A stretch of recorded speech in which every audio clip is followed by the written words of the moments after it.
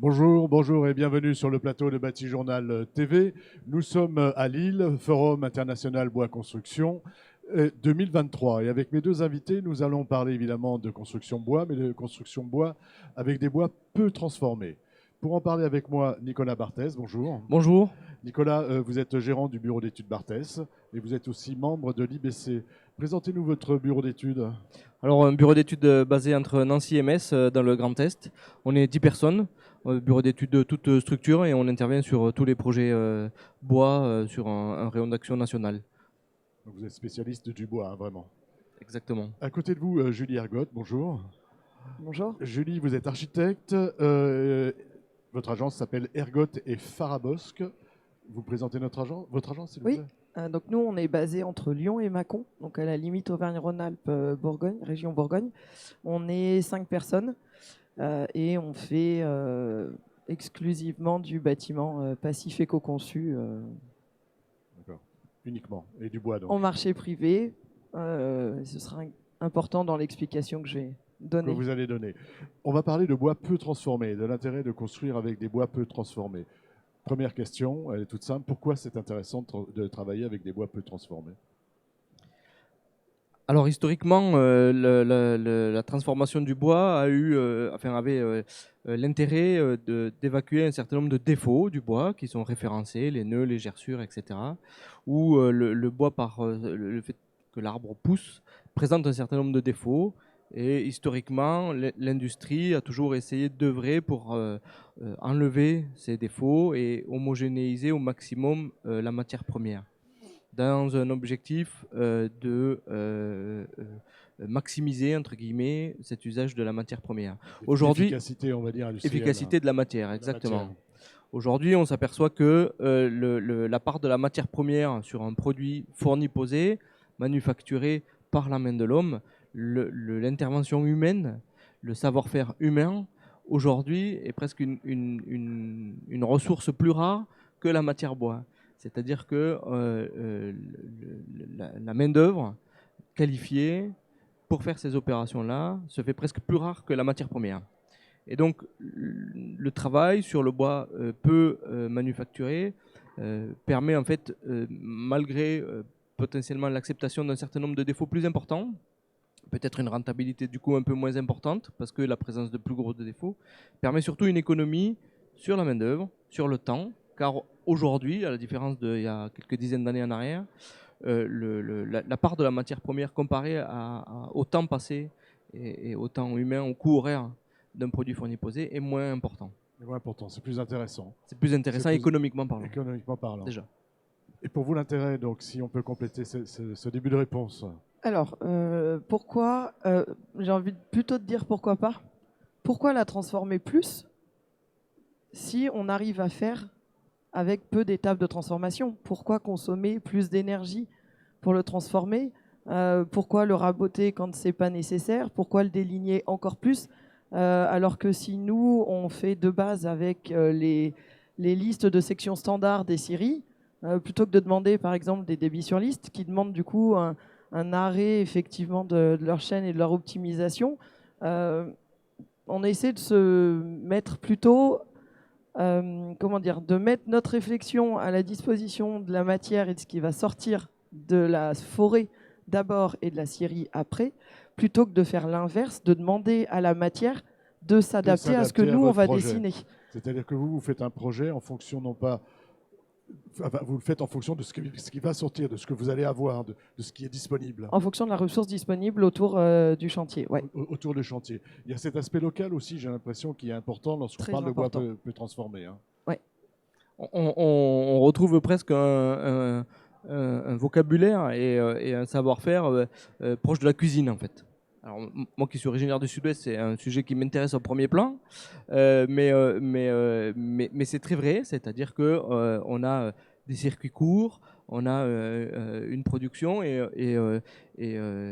notre travail de cuisinier va être d'aller justement chercher les bons ingrédients dans un tissu de ressources locales, des intervenants locaux, et on va essayer de tirer le meilleur parti de toutes ces ressources-là pour faire des projets. Donc le local est très important. Oui, alors je veux bien rebondir sur du coup ta comparaison à la cuisine. C'est une comparaison que j'ai fait effectivement dans le texte qu'on a donné pour les actes ici, en faisant une comparaison avec les carottes par exemple, avec les légumes.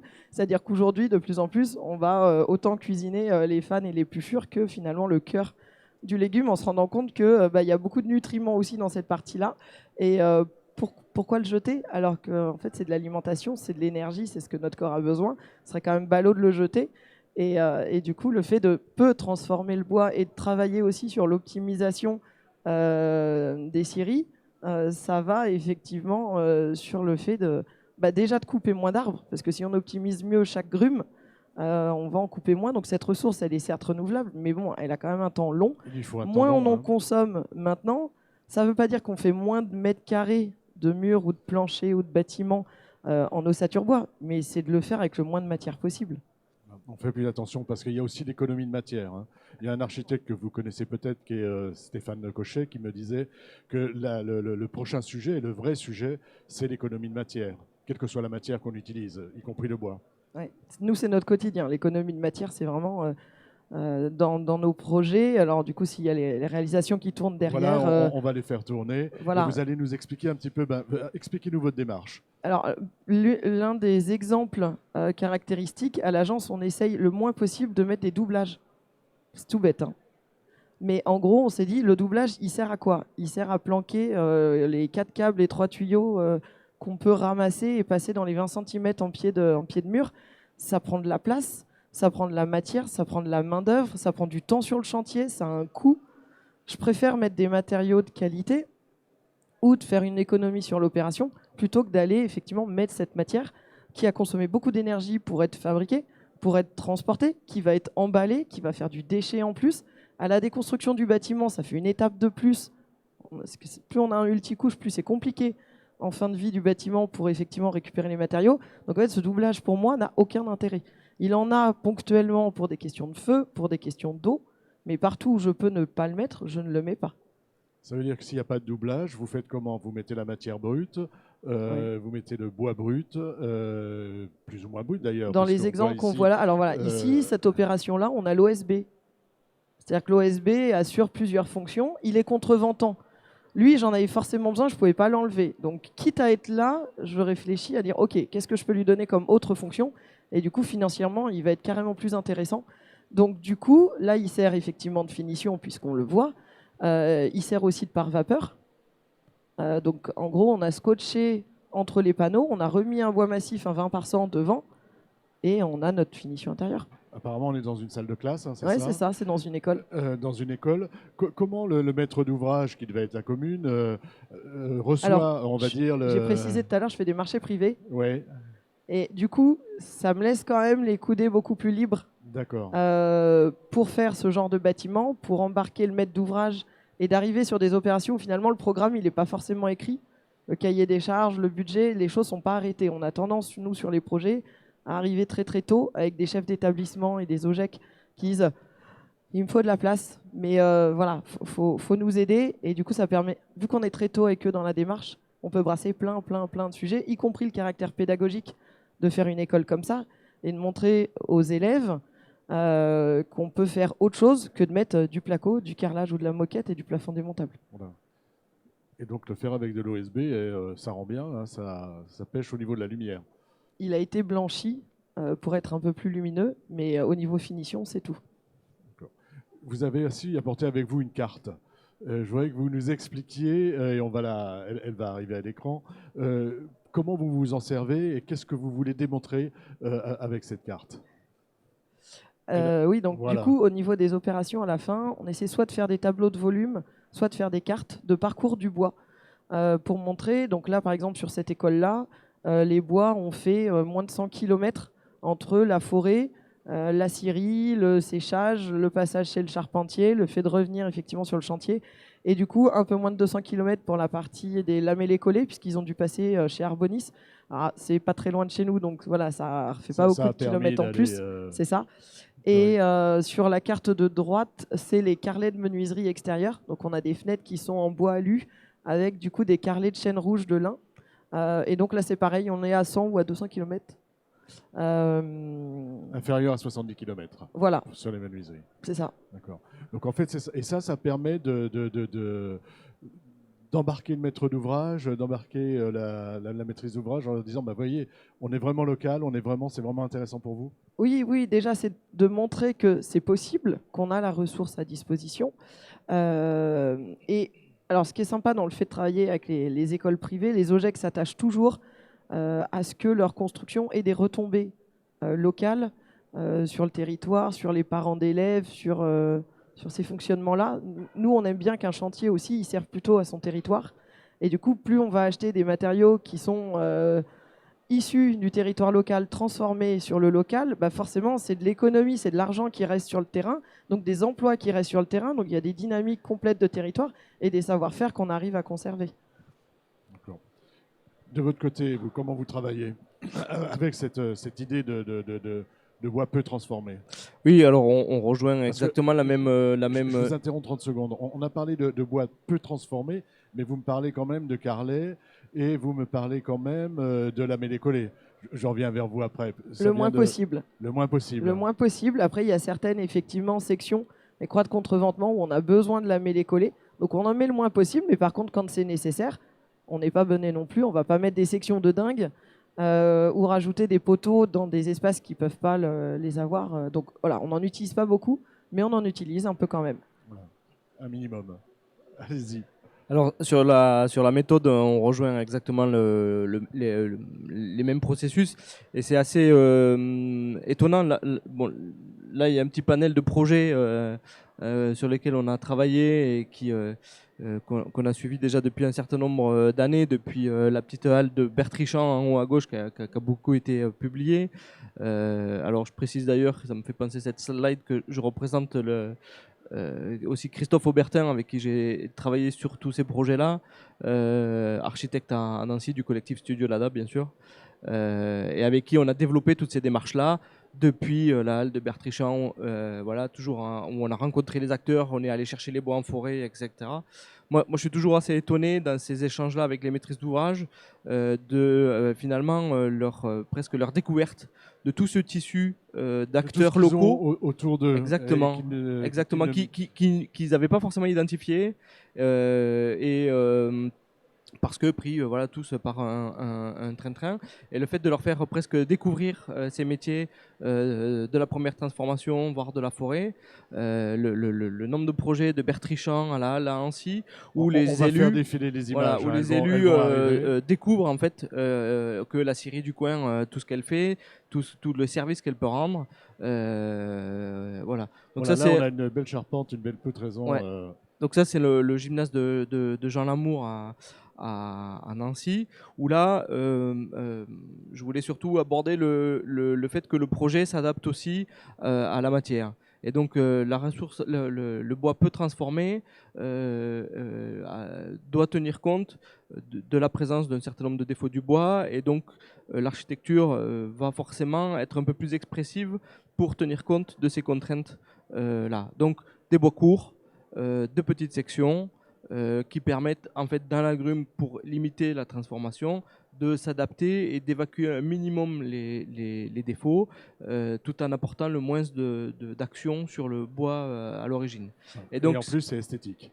Alors voilà, donc c'est un travail après qu'on a développé avec Christophe sur, on le voit là, une certaine quand même densité de matière, ça trame un peu plus. On a cette rythmique de bois qui s'adapte en fait à la longueur des bois disponibles en bois massif. Et donc on n'hésite pas effectivement à surdensifier ce rythme-là, et on s'aperçoit que finalement, au lieu d'espacer beaucoup les portiques en la mêlée-collée, ce rythme-là sur le bois massif donne aussi voilà, une ambiance, une texture et un confort d'usage, parce qu'on a toujours ce rapport à la matière qui est d'autant plus présent par cette densité, par cette vision du bois, et notamment du bois massif, qui est beaucoup plus présent dans ce genre de projet. Y compris dans les cloisonnements, dans les voilà, menuiseries. donc là aussi on rejoint la même stratégie, où même les locaux de rangement, même le mobilier, on fait la part belle à des bois surtout issus du massif vosgien là, pour tout ce qui est résineux.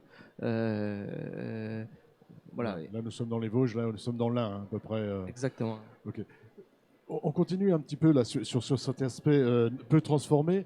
Là, on a peu de mal à mêler-coller. Et tout est. En fait, on adapte plus l'architecture au bois qu'on va trouver. C'est exactement ce que vous disiez tout à l'heure. Hein. Exactement. On part de cette contrainte-là parce que c'est quelque chose qu'on porte dès le début, en fait, dans le cadre de la conception du projet. Et on sait que cette contrainte de bois court, de petites sections, on va devoir travailler avec ça, composer avec ça, pour répondre quand même aux exigences, bien sûr, des programmes de nos maîtres d'ouvrage. Et c'est ce travail collaboratif-là qui fait souvent, pour nous, l'intérêt des projets et aussi la réussite des opérations, tant bien sûr économique que fonctionnel, esthétique et tout ce qu'il y a derrière. Donc là, nous sommes dans les Vosges, donc on est plutôt sur du résineux. Ou est-ce que vous utilisez aussi des feuillus? Et de votre côté, est-ce que vous utilisez des feuillus? Allez-y, et puis. Alors oui, pense au hêtre particulièrement. Bien sûr, au hêtre, il y a eu beaucoup d'opérations. On a utilisé beaucoup de hêtres, notamment dans les Vosges et autour d'Épinal, avec le collectif Terre de Hêtres d'Épinal. On avait construit à l'époque même des expériences avec beaucoup d'usage de hêtres en bois massif. Pour des habillages, pour de la structure, pour plein de choses et pour être un peu manifeste de cet usage possible du hêtre.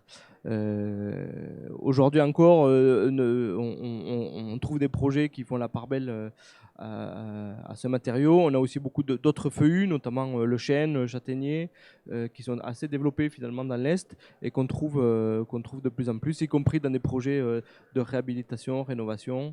On utilise aussi beaucoup de chênes. Je rebondis là sur ce qu'on voit à l'image. Hein. Ça, c'est le marché couvert. Hein, oui, voilà, ça c'est le marché couvert de Saint-Dizier, où en fait il y a ce parallèle aussi avec la pierre et des blocs de pierre aussi, du coup assez peu transformés, juste sciés, et où le bois permet de souligner et d'habiller l'espace de ce marché couvert. Tout en bois massif. Tout en bois massif aussi, exactement, à l'intérieur. Et donc il y a ce rapport entre la pierre peu transformée, finalement, juste des blocs disqués, et le bois également. On a pris une crume, on les a juste sciés. Et on a à peu près les mêmes interventions. Alors c'est pas la même matière, mais on voit que dans l'architecture et dans la conception, on a tenu compte de ces contraintes-là pour se les approprier, pour en faire un projet, quoi. Alors de votre côté, comment vous vous appropriez les bois justement, qu'ils soient résineux ou feuillus? Alors, je veux bien rebondir d'abord sur ces images avant de vous répondre, je me permets. On parle effectivement de bois peu transformé, mais c'est pas uniquement ça. Nous, c'est pareil, on utilise des blocs de pierre massive aussi parce que c'est une ressource qu'on a. On a des carrières de Bourgogne, notamment de Comblanchien, de Lanvigne. Elles sont à côté et c'est une matière qu'on transforme très très peu, qui consomme très peu d'énergie, qui n'a pas besoin d'être cuite, d'être chauffée. Donc on est toujours dans cette... on applique la même démarche à la pierre que ce qu'on applique au bois ou au chanvre. Enfin voilà, on n'est pas... ou à la paille. Voilà, on n'est pas... Le mariage se fait très bien entre ces différents matériaux. C'est très cohérent, c'est ça. Pour le réemploi, c'est pareil. C'est aussi des gisements locaux qu'on va finalement mettre à un endroit peu transformé, voire pas transformé, et qu'on va remettre dans le chantier. Donc biosourcé, géosourcé, réemploi sont tout à fait cohérents. Et ce qu'on dit là sur le bois s'applique de la même façon. Voilà, et avec le même aspect local, hein, c'est-à-dire vraiment le circuit court, comme votre carotte de tout à l'heure. C'est ça. Après, sinon, donc, pour répondre effectivement à votre question, on utilise résineux et feuillus. Dans les cartes que vous avez vues, la carte de gauche était sur du Douglas, la carte de droite était sur du chêne, donc sur du chêne rouge de lin. Et la carte de gauche était plus sur le massif de Douglas qu'on a dans le Haut-Beaujolais. D'accord, donc ça, ce sont les bois que vous utilisez tous les jours, voilà. Dire. Dans les slides, voilà, celle-là, parfait. Oh là là. Oui, votre merci, équipe est vraiment au top. Là, vous voyez, donc c'est pas de l'OSB que vous voyez en mural, c'est du contreplaqué peuplier, mais qui est utilisé. Enfin, c'est la même explication que ce que j'ai expliqué pour l'OSB, à part qu'elle n'a pas la fonction par vapeur, donc il y a une membrane qui est derrière. Mais sinon, on est sur le voile travaillant du mur qu'on a utilisé du coup en finition. Là, on est sur le siège social de la coopérative forestière Coforêt, à la Mure-sur-Azergue, donc en plein dans le territoire effectivement de forêt et ils avaient besoin que le bâtiment soit un petit peu un showroom de ce qu'on peut faire De ce avec qu'on peut différentes avec essences. les essences autour. Et effectivement, là, si on n'avait pas utilisé le contreplaqué peuplier, on aurait utilisé soit de l'OSB, soit du 3 plis, dont on allait moins gérer la provenance des bois. Là, effectivement, notre contreplaqué, il vient de chez Drouin, donc c'est dans la Sarthe, c'est pas à côté, mais c'est forcément moins loin que si on avait pris un 3 plis où on est sûr et certain que ça allait être des bois, effectivement, bois du Nord dedans. Donc là, effectivement, donc sur cette opération, on n'a pas fait une carte, on a fait un tableau de volume, alors que je ne vous ai pas envoyé, hein, mais où on a mis effectivement les distances, les cubages, et avec l'explication de pourquoi on a utilisé telle matière à tel endroit. Voilà. Mais à chaque fois avec des bois peu transformés, hein, on est toujours dans la même idée d'utiliser ce qui est disponible, la ressource disponible sur place, comme on le faisait. Ouais. Là, on voit il y a sur cette longtemps, slide, hein. notamment, quand on ne met pas de doublage, on a ce qu'on appelle donc nous une plinthe épaisse en pied de mur qui fait 20 cm de haut par 6 cm d'épaisseur. Et du coup, tous les fluides passent dedans. Et du coup, ça nous sert aussi pour les boîtes d'encastrement au niveau électricité. Les électriciens, on les prévient en disant surtout, c'est pas la peine de commander des boîtes étanches sur nos opérations, vous n'aurez pas de membrane à traverser. Donc voilà, c'est des petits détails qui finissent par compter à la fin du chantier. Et on est capable de sortir des opérations, vous voyez, avec des menuiseries en bois dans une école, avec toute cette démarche, avec nos petits artisans locaux, en n'étant pas plus cher. Voilà. On n'est pas plus cher et on est beau en plus. Ça, je vous laisse juger. Voilà, on a du bois et on a envie d'y Là, être. vous voyez en plafond, donc cette slide-là, on aime bien utiliser de la volige, parce que pour le coup, c'est vraiment le truc, mais de base de la scierie. Et là, en haut, par exemple, on l'a mis sur champ dans un réfectoire. Donc on est sur un plafond hautement performant en acoustique, puisqu'on a énormément de surface d'absorption. Par contre, on n'est pas parti chercher un produit allemand ultra designé, réfléchi, avec plein de machines pour le fabriquer. Là, tout le budget de ce plafond est resté sur le territoire. Il est resté sur le territoire. Bah écoutez, merci d'être venu sur le plateau de Bâti-Journal TV nous parler de bois peu transformés et de beaux projets en bois peu transformés. Il nous a fait une petite démonstration avec des cartes. C'était parfait. Merci beaucoup. Une émission donc à retrouver sur notre site internet Bâti-Journal TV, sur les sites de nos partenaires, le magazine Woodsurfer, le Forum international Bois Construction bien sûr, et notre partenaire France Bois Forêt. Merci à vous. Merci beaucoup. Merci.